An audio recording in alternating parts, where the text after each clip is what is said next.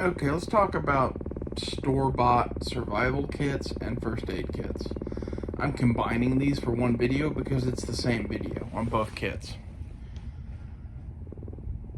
Whether you buy these in a camping store or you order them online, no matter who makes them, they're all woefully inadequate in their component types, like the quality and size of the tool put in it, or in the selection of items. Typically in like the survival kits, you have the problem of just useless shit or semi-useless shit. I was looking through one the other day and it had beeswax candles. Are beeswax candles useful? Yes. But in the size of survival kit that it was, I could think of about a billion things to put in the kit before I put in a beeswax candle. You know, can you use a beeswax candle to help start a fire? You know, because you could light the candle and then have persistent flame to dry something out. Yes. But you could just have a reasonable modern tinder in there, or fat wood even, and do the same thing. And take up way less room than the beeswax candles. That's kind of a philosophy thing more than it is an issue with the thing they're choosing to put in the kit. But they do that with everything, you know. They have a tiny, tiny ferro rod, some sort of razor blade knife, you know, a shitty compass, and we could go on down the list of the crap that they put in those store-bought survival kits. And one of my favorites is I bought a Coghlan like sardine can kit, and it had 2 bouillon cubes, a tea bag, and like 2 pieces of candy in it. And that took up about a quarter of the tin. Is tea nice to have? Well, it could help flavor your water, which if you have shitty tasting water would be good. It has caffeine in it, so it could give you a little bit of an energy rush, but I'm of the opinion that caffeine's pretty much useless for that in the first place. You know, if you're gonna have a vial of cocaine in your kit or something like that, or fucking amphetamine pills, sure. Like if you really need to stay awake, there's shit you could have in the kit to do that. And some military kits include shit like, was it dextroamphetamine pills or something like that they put in the 60s and 70s aircrew survival kits? Those are the same thing as the street drug Dexies, like Dexy's Midnight Runners. It's just pure fucking amphetamine in a pill. And they did that because if you're on the run from the Viet Cong in, you know, North Vietnam, it might be handy to not have to sleep. I'm not advising you put that in your kit, but if you're putting a tea bag in there going, well, it'll help keep me awake, like, that's just moronic. You know, same thing goes for coffee. Like, yeah, instant coffee would be great too. But again, with 1 tea bag or 1 thing of coffee, how long is 1 pot of tea or 1 cup of coffee really going to keep you awake? It's not. It's just a waste of space in the kit. And every single store-bought survival kit has shit like this wrong with it. Which is why you have to build them yourself. And the same exact thing can be said of first aid kits. But at least with the first aid kits, they are a good place to start, in that usually if you spend enough money on one, it has a pretty decent container with extra space in it, and big items that you can eliminate and replace with what you really need. So, prime example on this is every single kit sold by like Adventure Medical has basically no trauma gear at all in it. It is a boo-boo kit. It is a boo-boo kit with 2 2x2 pieces of gauze, 2 4x4 pieces of gauze, and 1 trauma pad that is a thicker gauze pad that's like 6x8. That's what they put for a trauma kit in every fucking kit they make.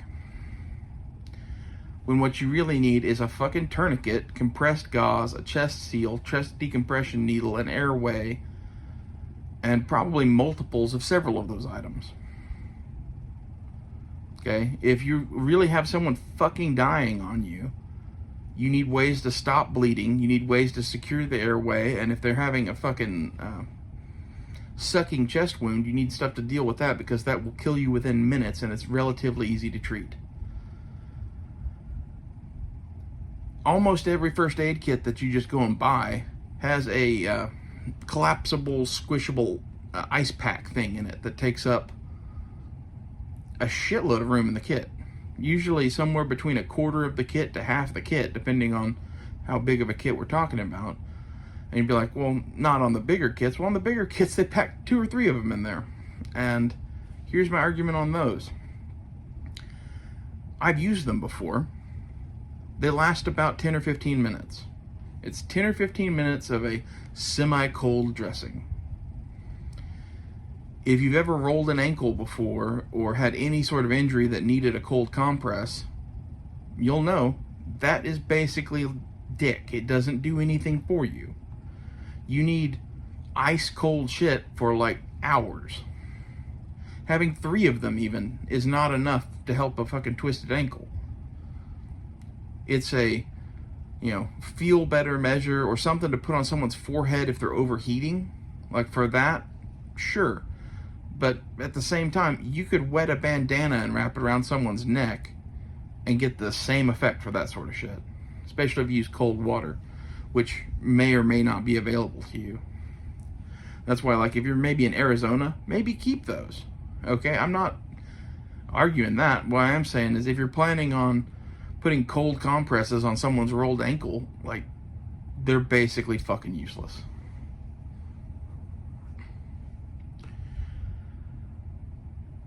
The chemical reaction that happens in them creates a semi-cold thing that if you put it on someone's forehead when they're like overheating or whatever,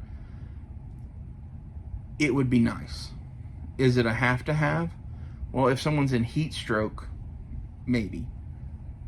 I'm going to say maybe because I kind of doubt there's even enough cold in one of those cold packs to help with that shit. Especially if you only have one.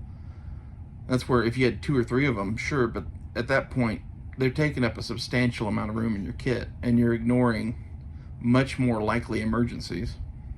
Just like all of these kits do.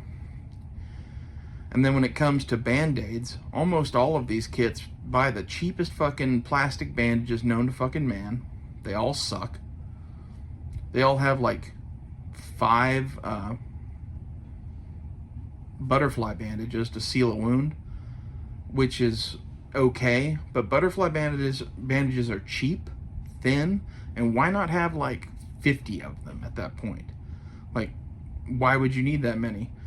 Well, if this is a kit you use over and over and over again, and you need, 2 or 3 butterfly bandages because someone got a bad cut or something, well, that's half of the ones in your kit. So the next time you go out and someone needs 2 or 3 of them, well, now that element of the kit is gone. And either you have to go and restock it yourself, which no one ever fucking does, or just learn to live without. You can use regular Band-Aids in place of butterflies or some shit like that, but it's not as good. And again, for such a small, cheap item, if you buy an off-the-shelf med kit, you should stock it up with that sort of shit. And the same goes for anti-diarrhea pills. I don't know how many kits I've seen that literally have 2 doses of anti-diarrhea or Imodium or whatever you want to call it, loperamide, in the kit. Basically, every time I've ever been camping in my life for more than a couple of days, someone needed 1 or 2 doses of that shit. So what I do is go to Target. They sell a generic brand loperamide in a bottle that's loose and not in those little pop-out sheets. And I don't remember how many count the bottle is, like 25 or 50 or something like that. But it's like this big a bottle with this many pills in it. Buy 5 of those fuckers and put them all in one bottle and put that one bottle in your kit. Thank me later. Why is that? Well, if you're on like a week-long trip or something like that and someone has the shits the entire time, they're going to kill 2 doses in the first day or 2. And how many times of doing that before you have to restock the whole kit again? I would rather have a kit that I know is good for a significant amount of outings. So as a result, I do that, and I take a full bottle of Advil, because that's what I take. I don't really bother with the aspirin and the Tylenol because I don't take that. They include some in the kit, so if there's someone there that needs that instead of the other thing, for 1 or 2 outings you're probably good, and then you're going to have to replace that. But if it's a thing that you know, hey, every time I get a headache, I take aspirin, go buy the big bottle of that shit and put it in the kit. The good thing about the store-bought first aid kits is they'll come with shit like tweezers and scissors and maybe a magnifying glass and all the little kind of nice to have things that, like, it would be a pain in the ass to go and buy each one of these individual items and then find some sort of a container to put them all in. So you're not really buying a first aid kit. You're buying a shell of a first aid kit with some items in it that you're going to have to upgrade and improve upon.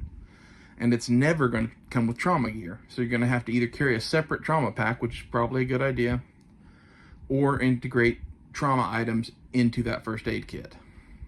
Personally, what I tend to do is make a trauma kit and a boo-boo kit. The boo-boo kit has a little bit of gauze, a little bit of tape, all those nice to have medicines, tweezers, scissors, and the trauma kit has shit like gauze, chest decompression needles, tourniquets, yada yada yada. And probably more gauze and more tape, or Coban wrap. You need some sort of something to hold gauze on. Or have dressings that have their own way of holding themselves on, like an Israeli bandage or something like that. But in any case, none of that shit comes in the first aid kit that you buy from Adventure Medical or whoever it is. They're just probably the biggest name in this kind of kit realm. And they also make survival kits, and their survival kits are equally fucking useless. You know, I think it's Survive Outdoors Longer, SOL, is like their survival brand. Basically everything that brand makes is a joke, other than maybe like their emergency blankets. I actually have one of their emergency blankets in my personal survival kit, because it's a significantly better blanket than most of the rest of them.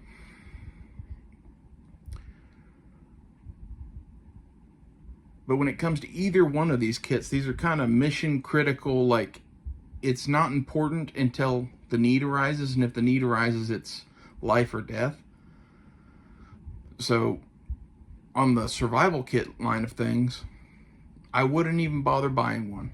Like, there's a couple places where you can buy components to like build a kit, and some of those are nice to have. Like, I really like Best Glide is a website that sells survival kits, but also sells like the containers and sub kits that they put in their kits. And the prices are relatively affordable. The tin that I have in my survival kit came from Best Glide. For that sort of shit, those companies are good to know about, because otherwise finding a container for a survival kit can be a pain in the ass, right? However, I would never buy their prepackaged kits. Unless it was going to be like that first aid kit where we're going to gut the thing and strip a bunch of shit out and put in real shit. And the thing with the survival kits as opposed to the medical kits is the ratio of good shit to crap is completely off, and the price is completely off. Like the Best Glide kit that comes in the tin I wanted is like $60 or $70. The tin is like $20 or $30. And there's nothing in that tin that I want. So just buy the tin and move on with life.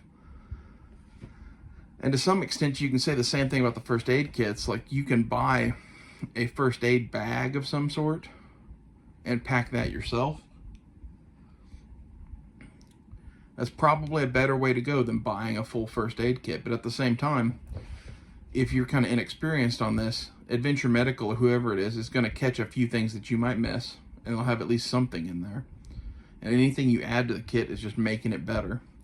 And almost all of their kits have room for additional stuff, especially when you eliminate like the cold compresses. The first thing I would do on any kit is add in more meds and more gauze and more tape and trauma shit, and ditch the cold packs.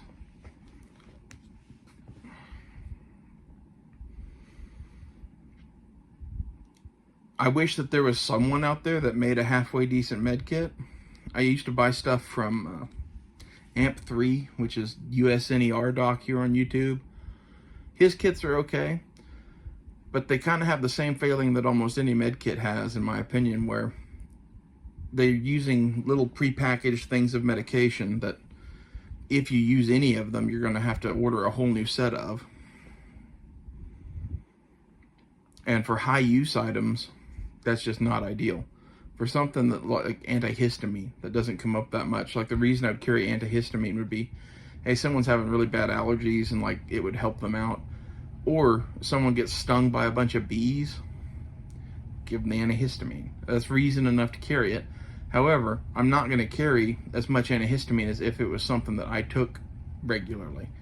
You know, if you have allergies, you might consider going and buying a couple bottles of Claritin and combining them like I was suggesting on the Loperamide or Imodium, whatever you want to call it, and making one super bottle to put in your kit. Or Allegra or Zyrtec or any of these other allergy medications. If you regularly take that shit when you're out in the outdoors, you should definitely have that in your kit. But don't rely upon, you know, the 2 packets of antihistamine that are included in most first aid kits.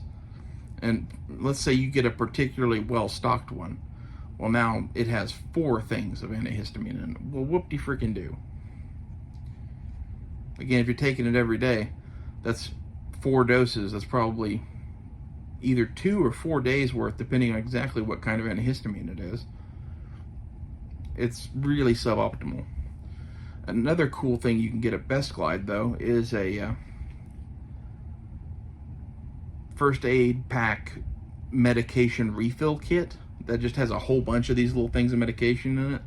So when you do have to like refill that shit, you can just do it in those little packets instead of buying whole bottles of shit. But some stuff like the anti-diarrhea medication, not to keep harping on that, but it's an important thing. You know, it's bad to have diarrhea at home. It's super bad to have diarrhea out in the middle of the woods, and it's even worse if you're in some place like Arizona and you have limited water, because you're just running through water with that shit. It could be life or death. It probably won't be, but if you're in a survival situation or something, it definitely could be. You know, there's a long history of people shitting themselves to death in the woods.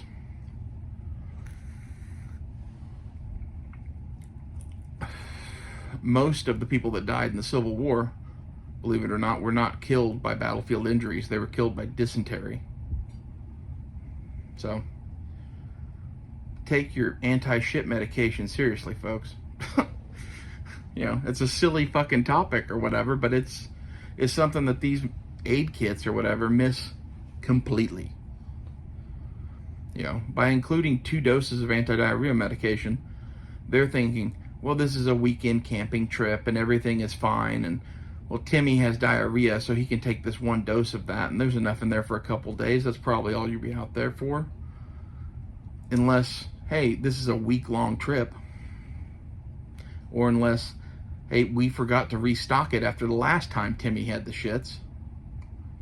And now we're in Arizona in summer and we're lost, and now he's literally about to die because he's shitting out all his water. These are things to consider.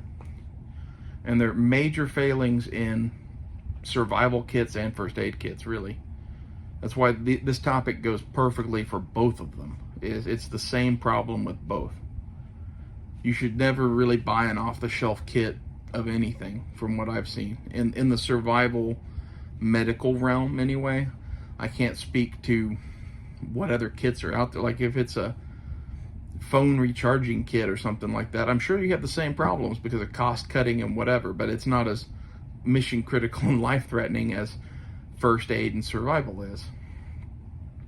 And if you take this stuff seriously at all, it's worth putting some time, thought, and energy into what you spend your money on, and after you've done that, what needs to be done to those kits to make them actually viable.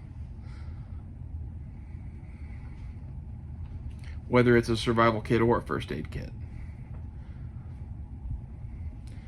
In my opinion, it's much easier to build your own survival kit than it is to build your own first aid kit without buying one first. But that's just an opinion, really. You could probably build a first aid kit just as easy. It's just some of the stuff, like in most first aid kits, they'll include a few tongue depressors. Well, if you go and buy that at Walgreens or whatever, a pharmacy, you're buying 100 of them for $5. You need 4 or something like that. And the same goes for every item that isn't trauma or repeat use medications. Like the one time that it's better to go to the pharmacy is repeat use medications, and the one time that it's better to go to like a website that sells trauma gear is for trauma gear. For the rest of the kit, you're better off just having kind of all your bases covered by buying a kit first. And that's something you really can't say about the survival kit. Because on the survival kit, every one of the survival kits I've ever bought, I got 1 or 2 things that I kept out of them, at best. Some of them I got nothing. And these survival kits cost money. Like, hell, even the Altoids 10 kits can be $20, $30, $40 in the case of the Essie kit. And in the Essie kit, there is actually some quality items. It's probably one of the best of those Altoid 10 kits, but it has the same problem that every other Altoids 10 kit has, which I just made a video on, which is that it's too small to really hold too much of anything. So be careful. Don't waste your money on these store-bought kits. If you do buy a kit, make sure that it's a good one that has several things in it that you're going to use, and use it as a base for your future purchases. Don't just buy it and think, I'm good, I got the Bear Grylls Ultimate Survival Kit. What could go wrong? Oh, it's got a cheap Chinese flashlight, a shitty ferro rod, a cotton ball, and a Gerber knife in it. That's it? Yeah, that's it. There's no water purification tablets, there's no water bag, there's no boiling container, there's no cordage. Yeah, you got it right. It's the Ultimate Survival Kit. That's why you should buy it. It's ridiculous. I hope you learned something, and leave me a comment below on what you do for first aid kits and survival kits. I'll see you guys later.